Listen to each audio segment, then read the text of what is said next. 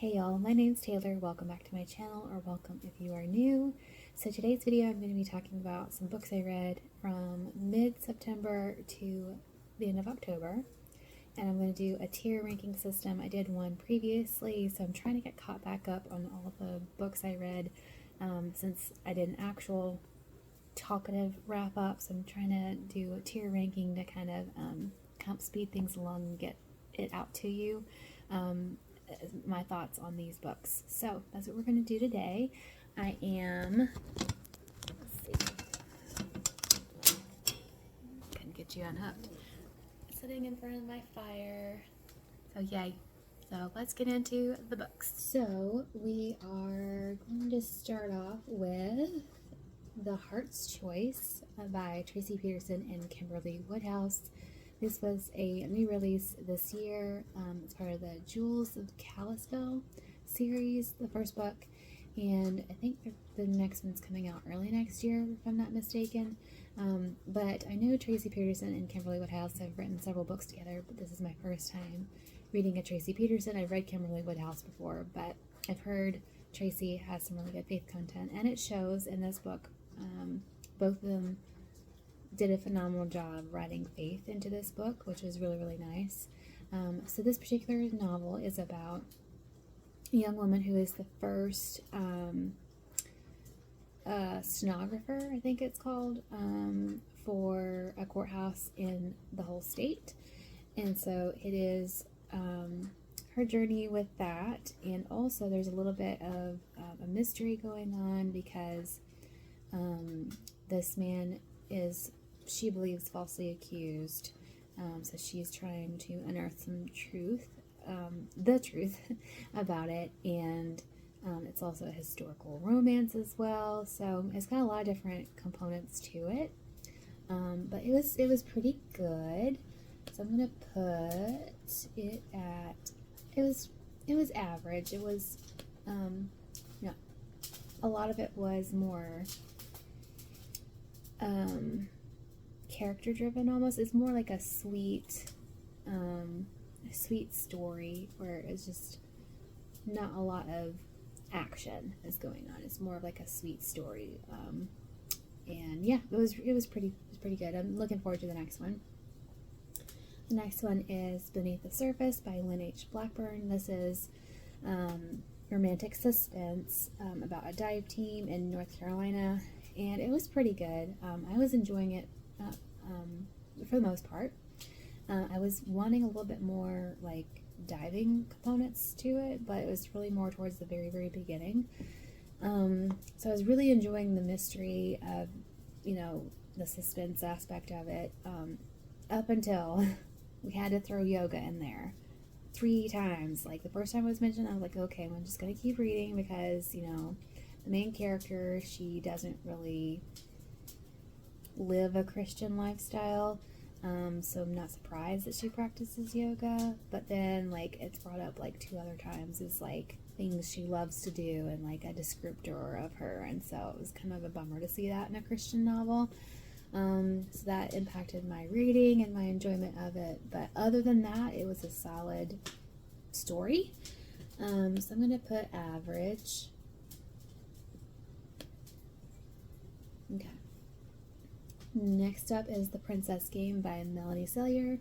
This is a Sleeping Beauty reimagining, and this one's very, very unique. It is that the princess, the Aurora character, she is, she's awake, but her curse is more like she appears that she is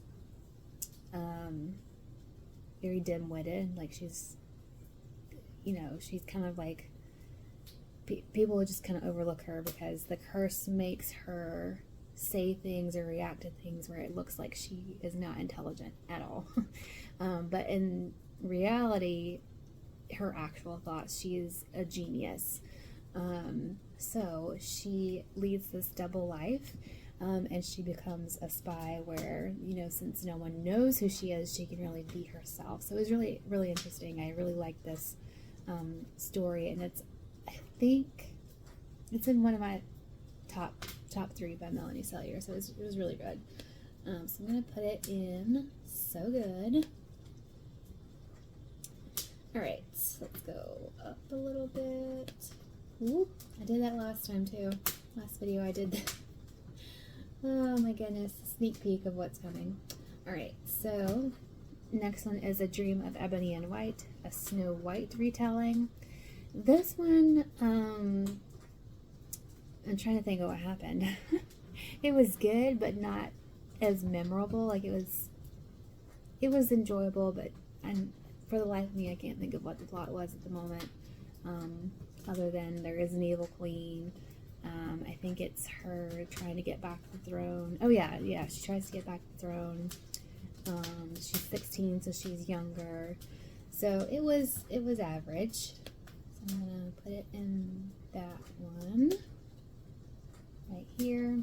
Again, I didn't mention it in this video, but the Melanie Sellier books, she is her books are clean. They're not Christian, but these two are. Next up is When the Day Comes by Gabriel Meyer. I read this last year and it had a significant impact on me at that point in my life.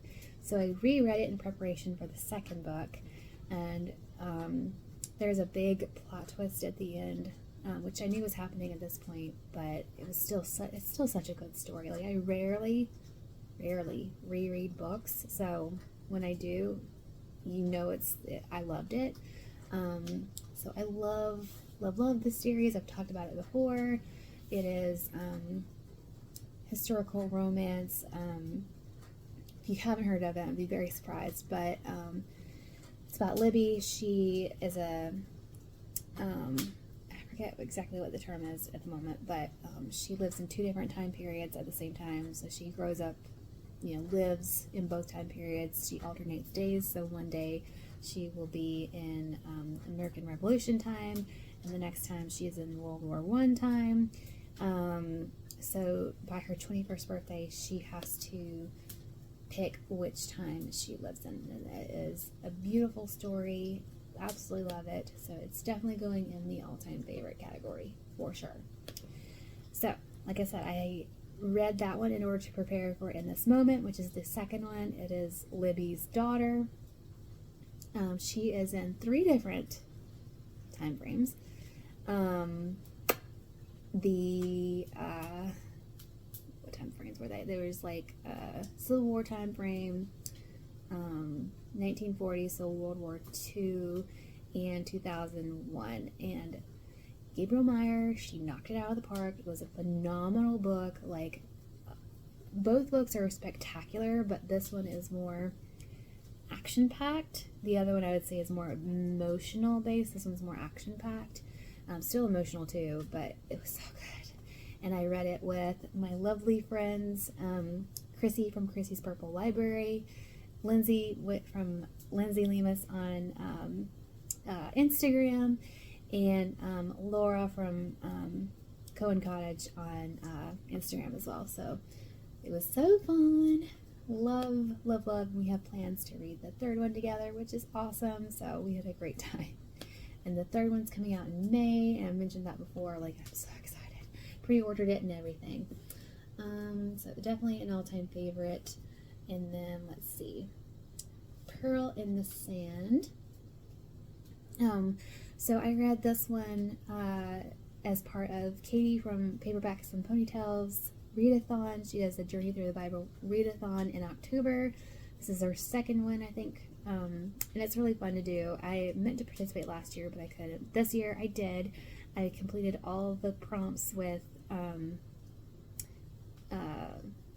I completed not every single, because she has like a lot of prompts that you complete sections. So I completed every section, and technically every book that I read could fill each of the prompts. It's just I didn't read a book per prompt, if that makes sense.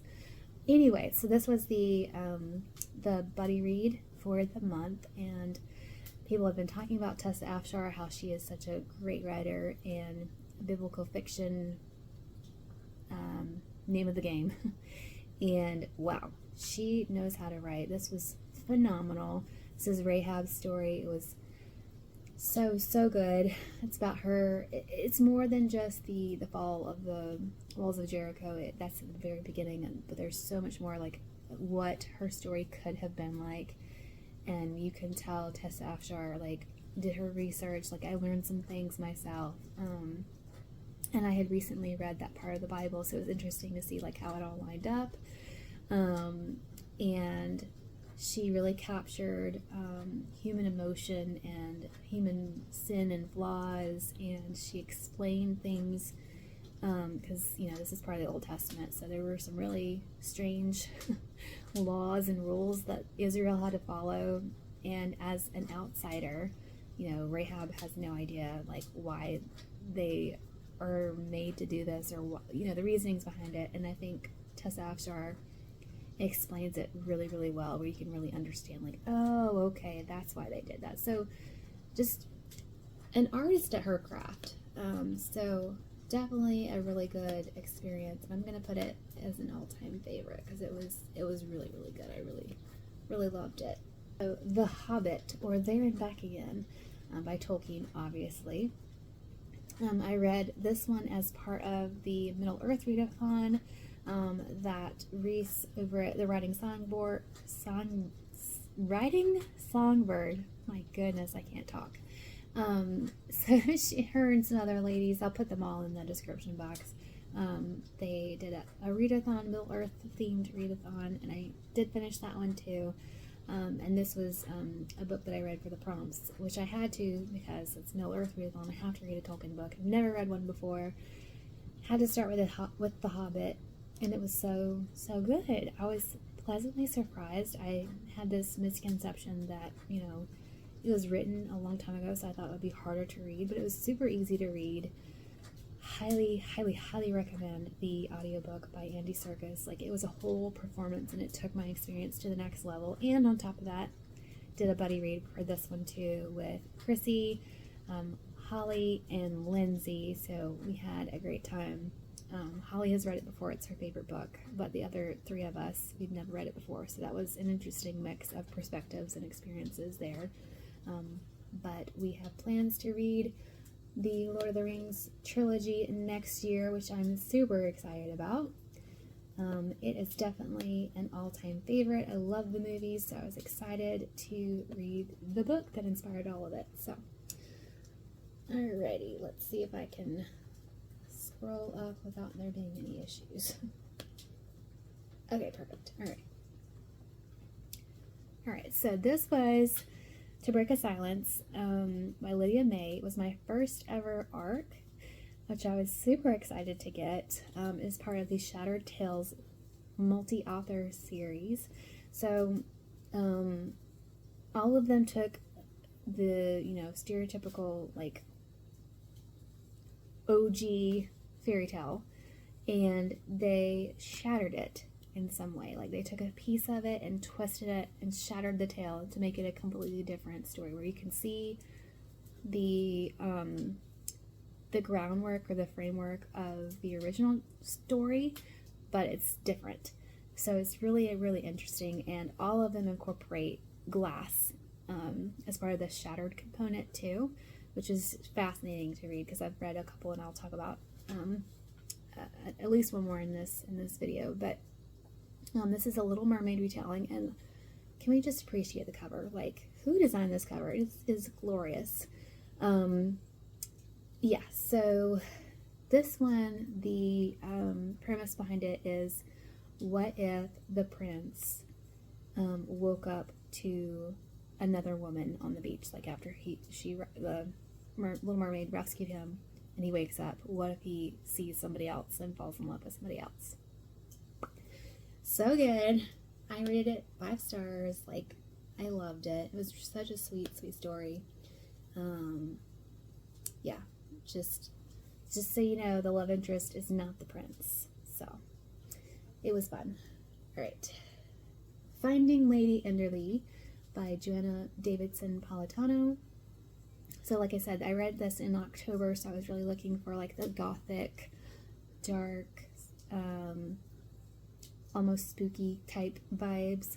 It just felt very fitting for that time of year. But yeah, so Joanna Davidson Politano is one of those authors that comes up a lot as Christian. By the way, the Shattered Tales, they're clean, not Christian, but this one, she is a Christian. You can tell it. So completely clean. You can see some Christian influences. Anyways, back to Finding Lady Enderley. Yeah, so this is about a woman who is living on the streets. She's a rag woman. Her name's Ragna. I can remember her name because I can remember she's a rag woman. Her name's Ragna. But anyways, this man finds her and wants her to pose as Lady Enderley. And he says it's because Lady Enderley is wanting to get away from it all, and so she wants someone to take her place. So it is a story of her figuring out who Lady Enderley is, where she's gone, is she truly, safe, where is she? And there is a romantic aspect to it too. So it's romantic, historical romance with a bit of mystery thrown in. It was pretty good. I can't remember. I had some other thoughts about it, and I can't remember what they are right now, but there's a reason why I didn't give it, I think I gave it 3 or 4 stars. All my thoughts, I should have said this before too, but all my thoughts, like more fleshed out thoughts, are in my Goodreads reviews, so you can check them out if you're curious. But I think I put it in the 3 or 4 range. But there was some problem I had with it that I can't remember right now. But moving on, the next one is On the Cliffs of Foxglove Manor by Jamie Jo Wright. And Jamie Jo is another household name for the spooky type vibes, but it's Christian. So I had to read her as well. And I actually owned a physical copy of this one, and I listened to it on audio as well, but it is dual timeline, just like any of Jamie Jo's books. The first one is shortly after the Civil War. This woman is sent to Foxglove Manor by her father, who believes that his business partner stole some gold.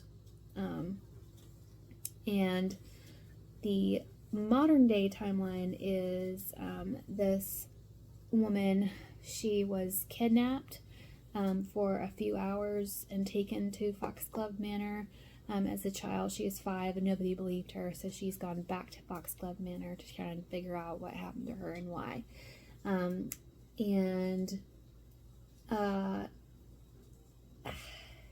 It definitely filled the gothic vibes for sure.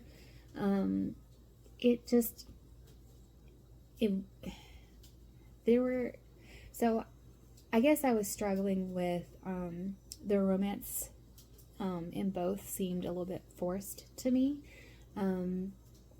But a good part of it, I was kind of wondering, like, how in the world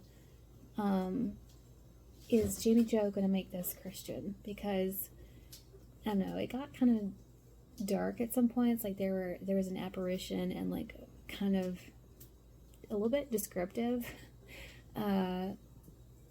Just, like, disturbing. And so I'm like, the same apparition is described the exact same way by several people. So I'm like, how in the world can you have the exact same apparition described the same way without it truly being a ghost?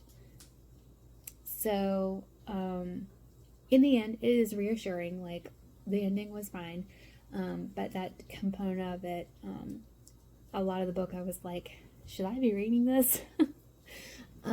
Anyways, so I'm gonna put this in average. It was, in the end, it was a good read. I just had a little bit of struggle while I was reading it. Let's see. Dust by Kara Swanson. This is a fairy tale retelling of Peter Pan. It is, Kara Swanson is a Christian. It's a Christian fantasy. And this one is Peter Pan is grounded in Earth, and he has to find this young woman named Claire who has dust, so like pixie dust, so that he can have her help to get him back to Neverland. So it was very interesting. It is on the darker side of a fairy tale retelling, but I enjoyed it. It was good. So I'm gonna put it in So Good because I had a really good time with it. Shadow is its sequel, and it gets a lot darker in this one. You can kind of see hints of it in Dust, but this one is a lot darker. There is, it's a little bit more descriptive as far as like violence and murder than I was expecting, but it didn't really bother me too much. It was just more like, you know, this is marketed as Christian, but you know, it was a little surprising to me. But yeah, I still liked it. I just didn't like it as much as the first one. And I could see how some people might have a little bit of trouble with the dark aspect of it. This is about, like I said in another video, like I don't read too terribly dark, so you know, dark is relative. But I'm gonna put it in average. Alright, let's go up some more. Alright, this is another one of the Shattered Tales series. This one is by Mary Meckham, so To Defy a Dream, which is a Sleeping Beauty retelling. And this one is around the premise, what if Sleeping Beauty stuck her own finger with the spindle of the spinning wheel? It's very interesting. It is a second chance romance. She is a very active part in the Sleeping Beauty story, so you know, she does fall asleep, but she is trying to save her people. They are trapped in the eternal slumber. So she's, you know, she purposely pricks herself so that she can get transported in her mind. It's like a mental prison, kind of. There's a being that has her people trapped, so she goes there to try and rescue them. So it is very, very good. I'm going to put it in So Good. It was very unique, and there is quite a big plot twist towards the end, is all I'll say. Alright, Sky of Seven Colors by Rachel Nelson. I saw her book on Instagram, and I was very intrigued. Like, she does some really cool effects on Instagram Reels where this world is a gray world. So everything is colorless, basically. It's grays, whites, and blacks. So this girl gets transported there against her will, and she is still full of color. So it's color magic, meaning like she's got color and they can use it in this world to draw power from. And it's very, very interesting. It is kind of reminds me of like Narnia, or oh gosh, what's another one? I can't even think, but that aspect of being transported to a different world and there being a magical quality to it. It was very kind of nostalgic of that type of world where, again, where you're trying to figure out the magic system and discover all these creatures and things. There's two different species in humanoid species in this story, and they live a really long time, and I was gonna say, it kind of reminds me a little bit of like the fairies, like Midsummer's Dream, like Odin's, I think that's his name, Odin, the fairy king, that type of idea where these people are kind of harsh. They want this power, they covet this power type of thing. Anyways, going off on a tangent, she meets the king of this world, and he wants to marry her because he wants to use her power. So there we go. It is probably one of the most interesting books, interesting worlds. She did a very good, this is her debut novel. She did a very good job writing and world building, and it is a standalone, so that's cool too. I really appreciate that. So it was really good. I liked it. All right, Scarlet and the Dark Woods. This is part of the Autumn Fairy Tales series. It's a multi-author series as well, and they're all set in the autumn time period. And there's definitely some descriptions, and like you really feel like you're in the woods, and like the fall leaves are described. Like it's perfect to read in the fall. But obviously this is a Red Riding Hood retelling, but it's a romance between her and the wolf, who is a shapeshifter. His ability is to shapeshift into a wolf.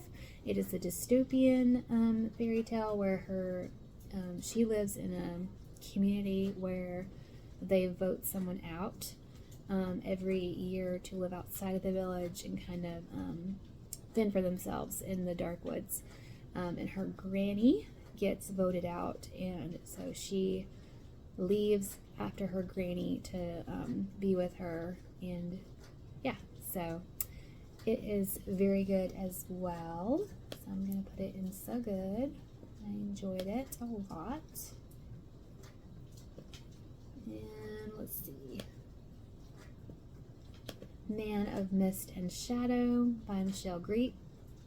I've heard both. Not sure which one it is, but this is actually part of a series too. The first one is, I forget what it's called, but it's a Frankenstein inspired story. This one is a Dracula inspired story, and it was very fascinating. I did not read the first one. I heard that it was sad, so I skipped it. So I didn't, like, the books are in the same world, I've heard, and I didn't feel like I missed out on the first book at all, because this one is about this man who aspects of his life have made superstitious people in this town to believe he's a vampire, but he's really not. And so this woman, she loves to read, and she thinks that she hopes to help the poor learn how to read and, educate themselves and not be so driven by superstition. And so it is their love story. It has definitely got the like misty, obviously in the title, dark gothic feel as well. Perfect for October or fall. It was really atmospheric. Loved the love story, and this guy, I forget his name at the moment, but he is a sweetheart. Like, he appears to be gruff or kind of a grump, but he's actually a very sweet guy, so I enjoyed that. That's one of my favorite tropes, is the guy is more than he appears to be on the outside. So good. Here we go. The last two are actually DNFs, so I'm like ending the video on a downer, but I didn't know where else to put them because I can't remember when exactly I read them. I don't mark them on Goodreads. I should. I need to figure out how to do that, make a DNF shelf. But I did want to mention them, start mentioning them, because I haven't really had many DNFs. I think there have been 3 that I can think of. One of them was in my last tier ranking video, so I haven't thought to mention them until now. But anyways, so What Happens Next by Christina Suzanne Nelson. This is, I can't even tell you what it's about because I literally stopped on like the second page. yeah, you can look it up if you want to, but I stopped reading it because it says that one of the characters is an Enneagram whatever. And yeah, I don't do the Enneagram. Actually, it is one of those sticky subjects where I think a lot of people don't realize its origins and what it actually is. It is demon inspired. Like, you can look it up and look into it, but the man who created it basically says that. So no thank you. Not today. Alright, the second DNF is Mrs. Lincoln's Dressmaker by Jennifer Shiverini, however you say it. This book is exactly like what the title says. Mrs. Lincoln was, she spent a lot of money. She incurred a lot of debts, and part of that was she liked to look really nice and really good. So she hired this talented woman. She's a free woman. She's a real person, real historical figure. And she made Mrs. Lincoln's dresses. So it's, you know, that time period's history through her perspective, which was really interesting. It was kind of like reading like a history book, but more novelized, which was fascinating. I learned some things like Lincoln was the president who made Thanksgiving a federal holiday, which was very interesting because he said that the United States had to take a day to thank God for their blessings, and so he basically made it happen. So it was fascinating. Like, I was really enjoying my time with this book, and it is a secular novel. So I'm already kind of have my guard up anyway, but I was trying to take a chance. But there were a few instances where Mrs. Lincoln used God's names flippantly, which again is secular, so I'm kind of like, okay, you know, I'm going to take it with a grain of salt. Like, it wasn't, you know, GD or anything like that, but it was a flippant use of his name. So I kept reading, and then the straw that broke the camel's back was there was a statement in there that Lincoln was like a Jehovah to slaves, and it just really bothered me because Jehovah is God, you know, that's his name, or one of his many names, and you're saying Lincoln is like God? That doesn't sit well with me. Like, yeah, I get what the author meant by that, that Lincoln was like a savior, like he rescued people and took them out of slavery, out of bondage. It would have been more appropriate for her to say like a Moses, you know, someone not God. So yeah, I stopped reading it at 50%, which is unfortunate. So there we have it. Yeah, I'll put that there. But anyways, so that is the end of this video.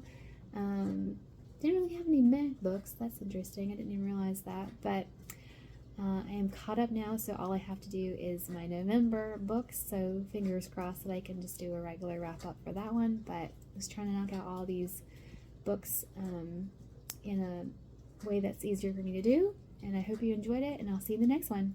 Bye.